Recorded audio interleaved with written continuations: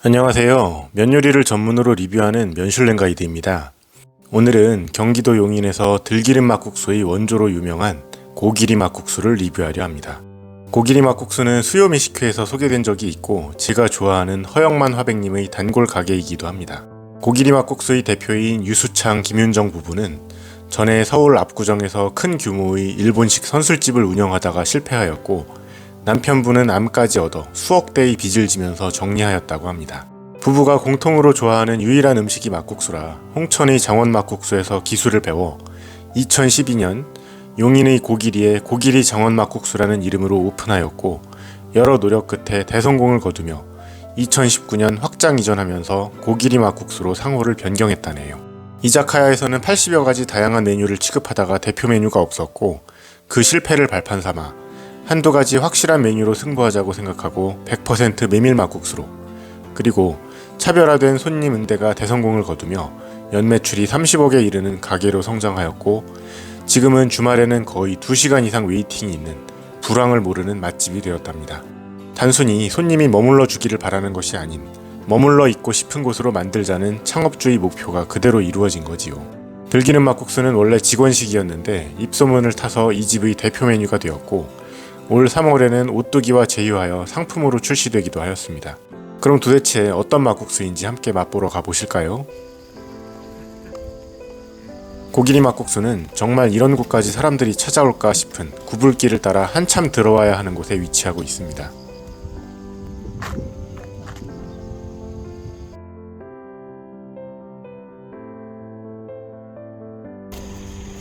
일찍 와서 가게 바로 옆에 있는 1주차장에 주차했습니다. 고기리 막국수는 대기 공간이 굉장히 잘 꾸며져 있습니다. 입구에 있는 기계에 전화번호와 이름을 입력하면 카톡으로 예상 대기 시간을 알려주고 차례가 되면 번호와 함께 호명을 해줍니다. 안으로 들어왔습니다.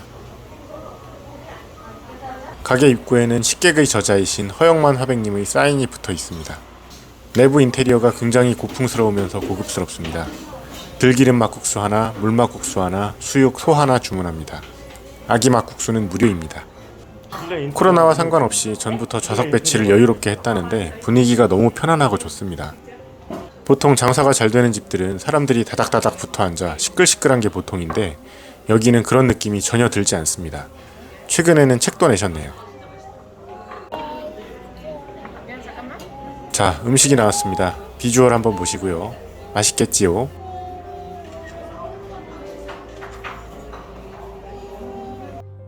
대충 막 만들었다는 막국수에 어울리지 않는 아름다운 비주얼입니다. 여기의 대표 메뉴인 들기름 막국수는 역시 면 위에 파래김과 깨소금이 흩뿌려져 있어요. 수육도 정갈한 모양새입니다. 양은 많지도 적지도 않은 정도입니다. 무절임과 배채는 그냥 데코 수준이에요. 물막국수 먼저 먹어봅니다.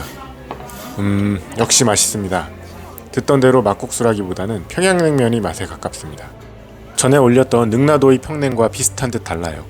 일단은 메밀 100% 면의 식감과 비주얼이 비슷하고 육수는 좀 다릅니다. 양은 여기가 살짝 적어요. 능라도가 14,000원인데 여기는 8,000원이니 가격 차는 많이 납니다. 육수는 둘 다 동치미를 안 쓴 고기 육수인데 능라도는 소, 돼지, 닭을 다 쓰지만 여기는 소만 사용하는 것이 다릅니다. 육수의 농도와 감칠맛이 진하고 슴슴함과는 거리가 있습니다. 그래도 일반적인 막국수의 맛과는 완전 다릅니다.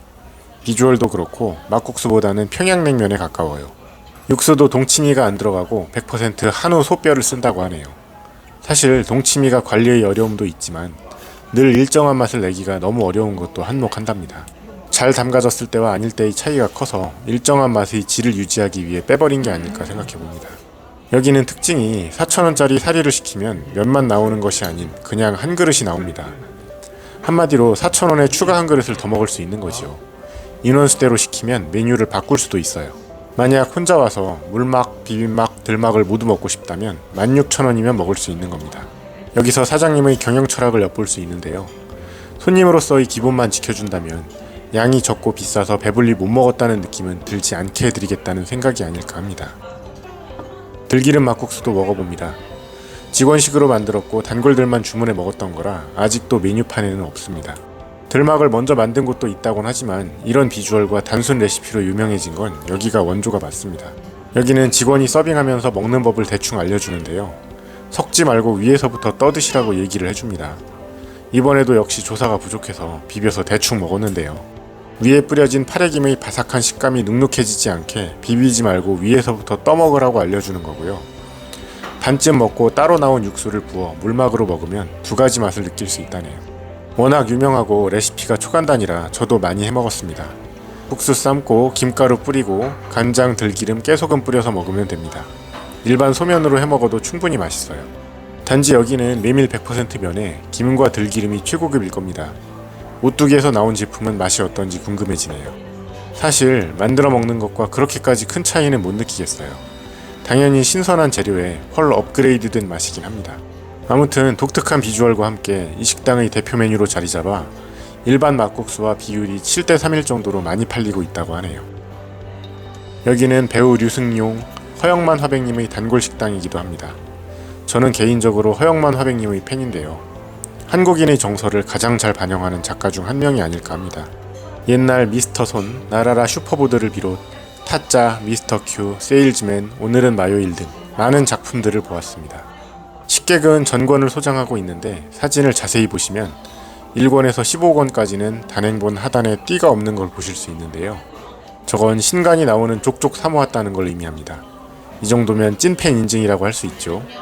엄밀히 말하면 김세영 작가님의 작품이긴 하지만 사랑해에도 전권 소장하고 있습니다. 보다 보면 마음이 편안해지게 만드는 작품들이라고 생각합니다. 허영만 화백님도 여기 올 때마다 2시간 기다렸다 드시고 가신다네요. 김윤정 대표님은 100% 메밀면을 통해 은회색 같은 메밀의 향을 살리고 싶었답니다. 원래 메밀 자체가 향이 별로 없는 식재료입니다. 그래서 은회색 같다고 표현했겠지요. 햇메밀일 때 향이 좀 더 난다고 하는데 저는 후각이 둔한 편인지라 잘 느끼진 못하겠습니다. 아무튼 그 향을 살리려고 햇메밀을 재분하자마자 면을 뽑고 저온 냉장고도 들였다고 하네요. 여기나 서울 우레옥이나 불황이건 코로나건 다 비껴간 살벌한 웨이팅이 있는 식당들인데 그렇게 밀려드는 손님들에도 불구하고 늘 같은 음식의 질을 유지할 수 있다는 게 너무 대단하다고 생각해요. 여기는 음식 맛도 맛있지만 다른 요소들로 더욱 사람을 기분 좋게 해주는 무언가가 있습니다. 일단 사장님의 고객 응대가 너무 친절하고요. 친절도 필요에 의한 학습된 친절과는 다른 원래 사람 자체를 좋아하는 게 아닐까 싶은 느낌이 들어요. 돈보다 사람이 우선이 아닌가 합니다. 실제로 직원 20명 중 18명이 정직원이라네요. 코로나19로 인해 거리두기가 유행하고 있지만 여기는 그 전부터 테이블 간격을 여유있게 배치했답니다. 보통 우리가 생각하는 장사 잘 되는 맛집이라고 하면 돗대기 시장처럼 다닥다닥 모여서 시끌벅적하게 먹는 집을 떠올릴 텐데요. 여기는 그런 느낌이 전혀 없고 온전히 우리 테이블만을 위해 준비된 음식처럼 정갈하고 제대로 대접받는다는 느낌을 줍니다. 실내 인테리어도 그렇고 그림도 많고 매일 생화로 꾸미는 것, 그리고 가보진 않았지만 화장실도 건식으로 매우 예쁘게 꾸며놓았답니다. 그동안 제 영상을 보시면 대충 아시겠지만 저는 립서비스나 과장을 원래 싫어하는 성격인데 여기는 아무리 흠을 잡을래야 잡을 것이 없습니다. 단지 위치가 멀고 외져서 자주 못 간다는 것과 웨이팅이 너무 길다는 것을 제외하고는 모든 것이 만족스럽습니다. 웨이팅을 할 때도 그에 대한 배려로 웨이팅 공간을 꾸며놓은 것과 카톡으로 알려주는 시스템, 그리고 차례가 되었을 때 번호를 부르는 것이 아닌 이름으로 불러주는 것 등 사소한 게 다릅니다.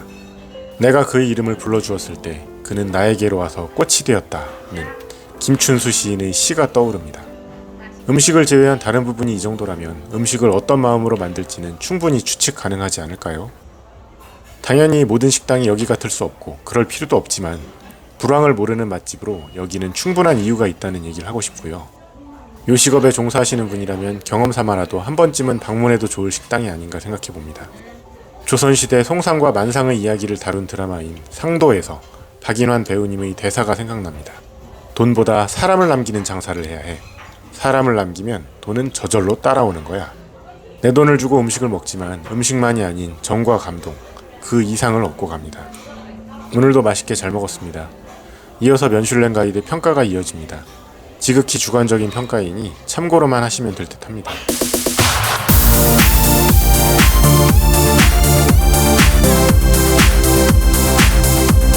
시청해주셔서 감사합니다. 구독과 좋아요는 더 나은 영상을 만드는 데 도움이 됩니다.